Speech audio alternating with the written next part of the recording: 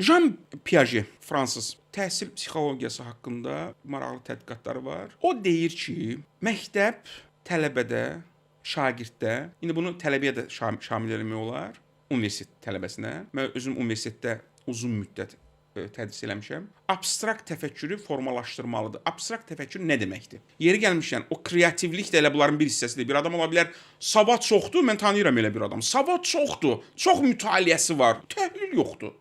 Elə bir ki, əzbərləyib yığıb bura. Təhlil yoxdur. Bunu təhlil olur ki, buna calayasan, nəticə alasan. Yoxdur.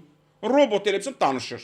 Əzizim bir fikirləş də bunu ona cala bir analitik təfəkkür, kreativlik. O deyir ki, məktəbdə bu formalaşmalıdır. Necə? Bunun konkret düsturları var. Əzizim, əgər məktəbdə müəllim, universitetdə müəllim fərqi yoxdur. Ailədə ata-ana içəri daxil olursa və o adam auditoriyanı qorxuzursa, orada heç kim qorxusundan səsini çıxartmayacaq. Bunu mən 11 il təcrübəsini keçmişəm dərsdə, auditoriyada. Səsini çıxartmayacaq, nə işimə qalıb? Necə?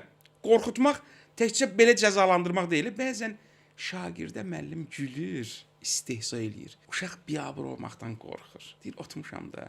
Müəllim sual verir, 30 nəfər, 50 nəfər sinifdə, auditoriyada tələbə var. Sual verir, kim bu suala cavab verər? Heç kim səsini çıxartmır. Niyə?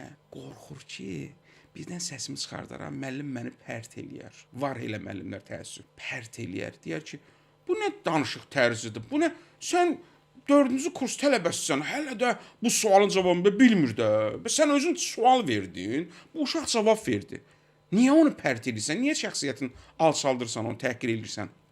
Əgər bax, analitik təfəkkür necə formalaşır? Göydən düşür, xeyr. Danışmaqla, dialoqla, müzakirə ilə, qorxma, əzizim, rahat ol.